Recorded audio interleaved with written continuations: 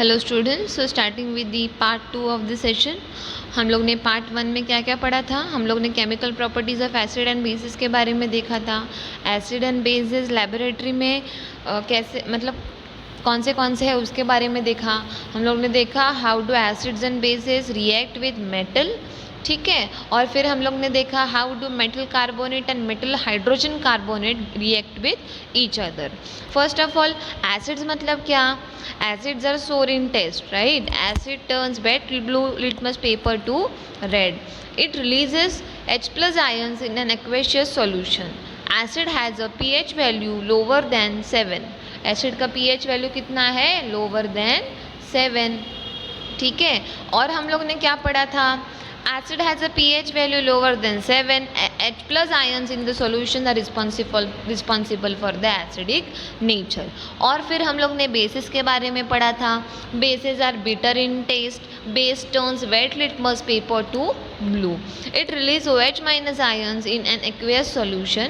Bases has a pH value higher than 7. Bases का pH value कितना है, higher than 7 से ज़्यादा है, ठीक है। और फिर हम लोग ने देखा था OH minus ions in the solutions are responsible for the basic character. OH minus, ठीक है, OH minus, okay.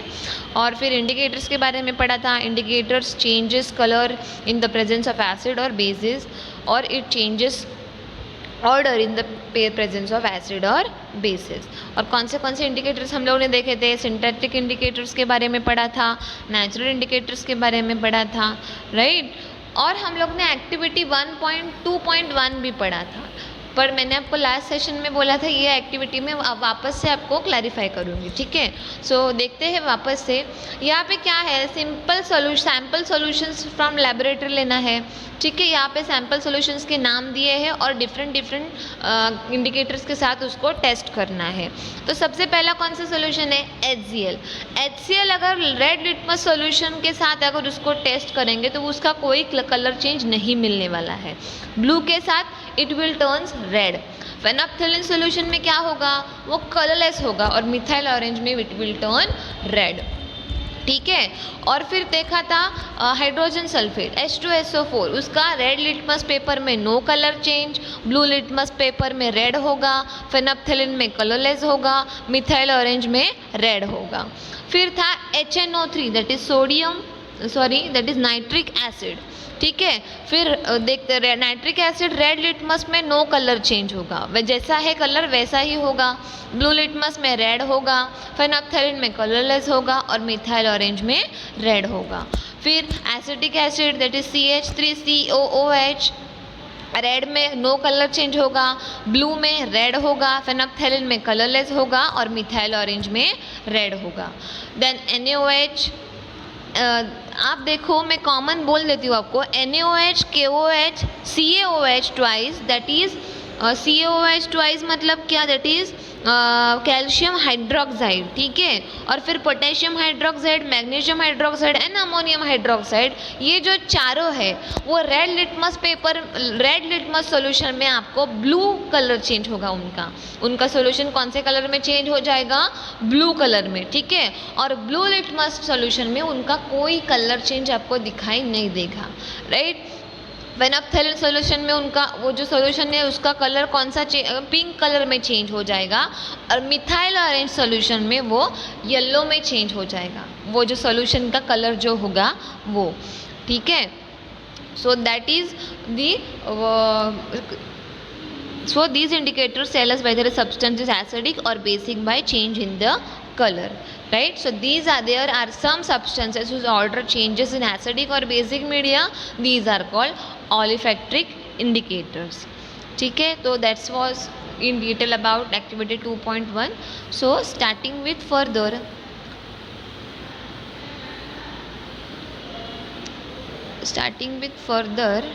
that is how do acids and bases react with each other. हम लोग देखते हैं अभी एसिड और बेसिस है वो एक दूसरे के साथ कैसे रिएक्ट करेंगे, ठीक है. So starting with activity 2.6. So take about 2 ml of dilute NaOH solution in a test tube and add 2 drops of phenolphthalein solution. What is the colour of the solution, क्या होगा कलर का solution, वो pink हो जाएगा, ठीक है। सो add dilute HCl solution to the above solution drop by drop. Is there any color change for the reaction mixture? हाँ होगा, क्योंकि वो जो पिंक कलर है वो डिसअपियर हो जाएगा, ठीक है। So why did the colour of phenolphthalein change after the addition of an acid, क्यों उसका कलर चेंज हुआ, हाँ। Now add a few drops of NaOH to the above mixture. Does the pink color of the phenolphthalein reappear? हाँ, why do you think this has happened? ऐसा क्यों हुआ है? So let's see. So in the above activity we observe that the effect of a base is nullified by an acid and vice versa. This reaction taking place is written as, reactions को कैसे लिखेंगे, NaOH plus HCl gives NaCl and H2O. So the reaction between an acid and a base to give a salt and water is known as neutralization reaction. In general, a neutralization reaction can be written as base plus acid gives salt and water. ठीक है, so what is a neutralization reaction? The reaction between an acid and a base to form a salt and water is called a neutralization reaction. ठीक है, so जो acid और base है वो एक दूसरे के साथ react होते हैं, react होने के बाद क्या मिलता है, salt plus water. So that it was all about the acids and bases, what happens when acid and bases react with each other. अभी हम लोग देखेंगे reaction of metallic oxide with acids. ठीक है, तो क्या होगा, चलो देखते हैं एक्टिविटी 2.7 में। Take a small amount of copper oxide in a beaker and add dilute hydrochloric acid slowly while stirring.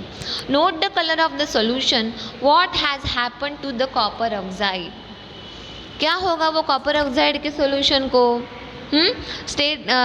पहले तो जो कॉपर ऑक्साइड है उसका पाउडर का कलर कैसे होगा, ब्लैक होगा, ठीक है। And then note the color of the solution, what had happened to the copper oxide, copper oxide को क्या हुआ, उसका जो कलर था वो कौन से कलर का हो गया, ब्लू ग्रीन सॉल्यूशन हो गया, ठीक है। वो जो सॉल्यूशन था वो कौन से कलर का हो गया, ब्लू ग्रीन कलर, राइट। सो जब मेटल ऑक्साइड एसिड के साथ रिएक्ट होगा तो किसका फॉर्मेशन मिलेगा हम लोग को, सॉल्ट प्लस वाटर का फॉर्मेशन मिलेगा, right. So see again, you will notice that the colour of the solution becomes blue green and the copper oxide dissolve. The blue green color of the solution is due to the formation of copper to chloride in the reaction. The general reaction between a metal oxide and an acid can be written as metal oxide plus acid plus salt plus water, right? So now write and balance the equation for the above reaction. Since metallic oxide react with acid to give a salt and water, similarly to the reaction of base with an acid, metallic oxide are said to be a basic oxide. ठीक है, so that was all about the reaction of metallic oxide with acid. ठीक है, जब metallic oxide acid के साथ react होगा तो क्या formation मिलेगा हम लोग को, salt plus water मिलेगा, ठीक है। So these are the two products when we get by reaction of metal oxide and acid. Next start with 2.1.6, that is reaction of a non-metallic oxide with base. ठीक है, so you saw the reaction between carbon dioxide and calcium hydroxide in activity 2.5. हम लोग ने देखा था activity 2.5 में क्या देखा था, reaction of carbon dioxide and calcium hydroxide. So calcium hydroxide, it is a base, right? So calcium hydroxide, which is a base, react with carbon dioxide to produce a salt and water. Since this is similar to a reaction between a base and an acid, we can conclude that non-metallic oxides are acidic in nature. ठीक है, जब ये carbon dioxide and calcium hydroxide इन दोनों में जब reaction take place हुआ तब क्या हुआ था, तब ये जो कैल्शियम हाइड्रोक्साइड वो बेस था वो रिएक्ट हुआ किसके साथ, कार्बन डाइऑक्साइड के साथ, और हमें फॉर्मेशन किसका मिला था, सॉल्ट एंड वाटर का फॉर्मेशन मिला था, right. So we can conclude that non metallic oxides are acidic in nature. Now starting further with 2.2, what do all acids and all base have in common. ठीक है, तो ये दोनों में acids और बेसिस में कॉमन प्रॉपर्टी क्या है, ठीक है, कॉमन थिंग क्या है वो हम लोग देखेंगे, right. So in section 2.1 we have seen that all acids have similar chemical properties. What led to these similarities in this property? We saw in activity 2.3 that all acids generate hydrogen gas when reacting with metals. So hydrogen seems to be common to all acid. So let us perform an activity to investigate whether all compounds contains hydrogen and acidic, right? So performing activity 2.8, take solution of glucose, alcohol, hydrochloric acid, sulfuric acid, etc. Fix 2 nails on a cork and place the cork in 100 ml beaker. Connect the nails to 2 terminals of a 6-volt battery through a bulb and a switch as shown in figure 2.3. Now pour some dilute HCl in the beaker and switch on the current. Repeat with dilute sulfuric acid. What do you observe? Repeat the experiment separately with your glucose and alcohol solution. What do you observe? What do you observe now? Does the bulb glow in all cases? Let's see. The bulb will start glowing in the case of acid as shown in figure 2.3. But you will observe that glucose and alcohol solution do not conduct electricity. Glowing the bulb indicates that there is a flow of electric current through the solution. The electric current is carried through the acid solution by ions. Acid contains H plus ions as cations and anions such as Cl minus in HCl, NO3 minus in HNO3 and SO4 2 minus in H2SO4. CH3COO minus in CH3COH, that is acetic acid. Since the cation present in acid is H plus, this suggests that acid produce hydrogen ions. H plus in the solution which are responsible for their acidic properties. Right? तो मतलब क्या, ये जो H plus या फिर OH minus ions है, अगर वो आयन्स प्रेजेंट है तो that is responsible for the conduction of electricity, right? So glowing of a bulb indicates that the electric current is passing through the solution, right? And the electric current is carried through the solution by ions. जो electric current है solution में carry होने वाला है वो कौन carry कर रहा है? एक्चुअली आयन्स कैरी कर रहे हैं, ठीक है. Thus we can say that H plus ions in an aqueous solution are responsible for acidic character, while OH minus ions in aqueous solutions are responsible for their basic character. ठीक है. तो अगर आप लोग HCl का solution try करोगे then the bulb is going to glow, because reason क्या होगा, H प्लस आयन्स उसमें से रिलीज होगा, ठीक है. H2SO4 में भी सेम होगा. ग्लूकोज और अल्कोहल में ऐसा नहीं होगा, उसमें बल्ब ग्लो नहीं होगा. क्यों? क्योंकि उसमें H plus and OH minus ions release नहीं हो रहे, ठीक है. और sodium hydroxide NaOH and CaOH में बल्ब ग्लो होगा क्योंकि उसमें OH माइनस आयन्स रिलीज होने वाले हैं, ठीक है. So further starting with 2.2.1, what happens to an acid or base in a water? अभी देखते हैं एसिड और बेस जब वाटर के साथ रिएक्ट होते हैं तब क्या होता है. So activity 2.9, take about 1 gram solid NaCl in a clean and dry test tube and set up the apparatus as shown in figure 2.4. Add some concentrated sulfuric acid to the test tube. What do you observe? Is there a gas coming out of the delivery tube? Test the gas evolved successively with the dry and wet blue litmus paper. In which case does the litmus paper change the color?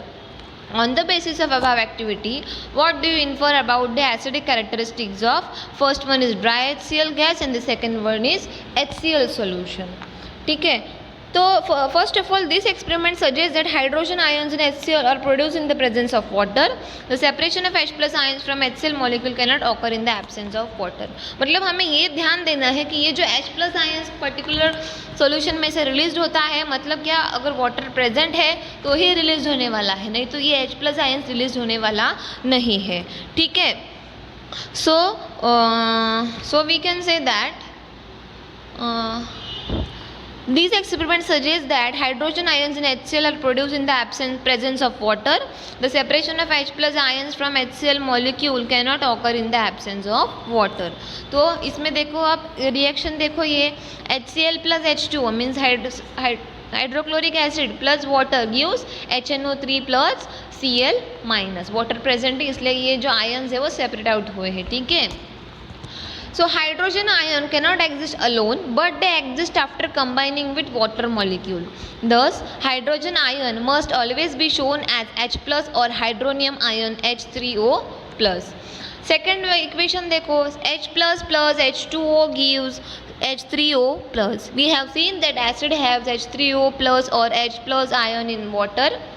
So let us see what happens when a base is dissolved in water. So NaOH solid reacting with in the presence of water gives Na plus OH minus. Water present है इसलिए ये जो ions है वो separate out हुए हैं. ठीक है. So acid cannot release H plus ions in the absence of water. H plus ions are responsible for the acidic character, so acids cannot release H plus ions in the absence of water, and it does not exhibit acidic character. ठीक है.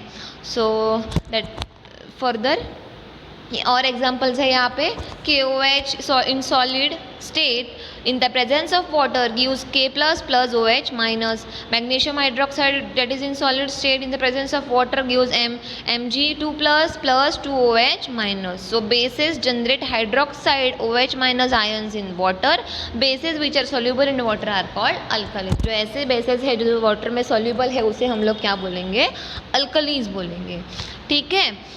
So further, now as we have identified that all acids generate H plus and all bases generate OH minus, we can remove the neutralization reaction as follows.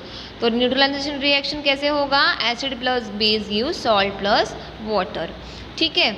So that's the equation, standard equation given over here. So let us see what is involved when water is mixed with an acid or base. अभी देखते हैं when water is mixed with an acid or base तब हमें किसका formation मिलता है. ठीक है. उसके बारे में हम लोग देखते हैं अभी. Right. So starting with activity 2.10 that is take 10 ml water in a beaker, add a few drops of concentrated H2SO4 to it and swirl the beaker slowly. Touch the base of the beaker. Is there a change in temperature? Is there an exothermic or endothermic process? So repeat the above activity with sodium hydroxide pellets and record your observation. तो क्या होगा? चलो देखते हैं. सो पहले तो यहाँ पे देखो फिगर 2.5 क्या बता रहा है? Warning sign displace on container containing concentrated acids and bases. अगर आप लैबोरेटरी में विजिट देते हो जहाँ पे कॉन्सेंट्रेटेड एसिड रखते हैं वहाँ पे ऐसा साइंस होता है तो आपको समझना है कि that is an concentrated acid. Right. So let's see. The process of dissolving an acid और a base in water is highly exothermic one. वो कैसे होगा? एक्सोथर्मिक होगा. ठीक है. हाई टेम्परेचर रहेगा उसमें. हाँ. So care must be taken while mixing concentrated nitric acid और sulphuric acid with water. The acid must always be added slowly और water with constant stirring. In water, if water is added to a concentrated acid, the heat generated may cause the mixture to splash out and cause burn. The glass container may also break due to excessive local heating, and look out for the warning sign on the can of concentrated sulfuric acid and on the bottle of the sodium hydroxide pellets. Mixing an acid or base with water result in decrease in the concentration of ions per unit volume. Such process is called dilution and the acid or base is said to be diluted one. तो अभी सबसे पहले हम लोग क्या देखेंगे? Dilution मतलब क्या वो देखते हैं. So what is the dilution reaction? So mixing N acid और बेस विद वाटर. ठीक है. मिक्सिंग एन एसिड और base with water in the result in the decrease in the concentration of acid or a base and ions per unit volume. This process is called dilution and the acid or base is said to be diluted. अगर उसमें water mix किया है तो उसे हम लोग बोलेंगे that is an diluted one. A simple example. For concentrated HNO3 or H2SO4 is always added slowly to water with constant stirring which result in the decrease in the concentration of HNO3 or H2SO4 and solution get diluted. ठीक है. मतलब क्या? Water mix किया है. ठीक है. Concentrated कोई भी कॉन्सेंट्रेटेड एसिड है उसमें वाटर मिक्स किया है. हाँ. टू रिड्यूस इट्स कॉन्सेंट्रेशन फिर हम लोग उसे क्या बोलेंगे? That is N diluted acid और डाइल्यूटेड सोल्यूशन. ठीक है. सो 2.3 how strong are acid or base solution. ठीक है. So I think so we'll be studying these in the next part of this session, right? So up till now what we have studied, we have studied about the we have studied about acid or base in water solution, ठीक है, acid और base अगर water solution में reaction हो रहा है उनका तो क्या मिलेगा, ठीक है। हम लोग ने देखा एसिड एंड बेसिस में कॉमन क्या है उसके बारे में देखा। फिर हम लोग ने क्या देखा फिर हम लोग ने देखा reaction of metal oxide with acid, right. In the first video we have seen that how do acids and bases react with each other, हाँ। और फिर हम लोग ने in this video we have studied about how do acids and bases react with each other and then in the first video we have learned about how do metal carbonate and metal hydrogen carbonate react with each other, ठीक है। फिर क्या देखा था हम लोग ने, how do acids and bases react with metals, ठीक है। और फिर हम लोग ने देखा acids and basis in the laboratory, हाँ। फिर इन स्टार्टिंग में हम लोग ने एसिड्स के बारे में पढ़ा, बेसिस के बारे में पढ़ा, राइट। अभी नेक्स्ट सेशन में that is part 3 of the chapter video we will be studying about how strong are acids और बेसिस, ठीक है। एसिड्स और बेसिस कितने स्ट्रॉन्ग है उनके बारे में हम लोग देखेंगे, ठीक है। और हम लोग क्या देखेंगे, सॉल्ट्स के बारे में कुछ ज़्यादा और इन्फॉर्मेशन पढ़ेंगे। That means we have completed 2.1, 2.2, ठीक है। So and further will be starting with 2.3 and 2.4. So that's it for today, and this was all about the chapter 2 acid, bases and salt. So you are supposed to read the lesson. If you have any doubt or any query you can ask me. So that's it for today. Thank you.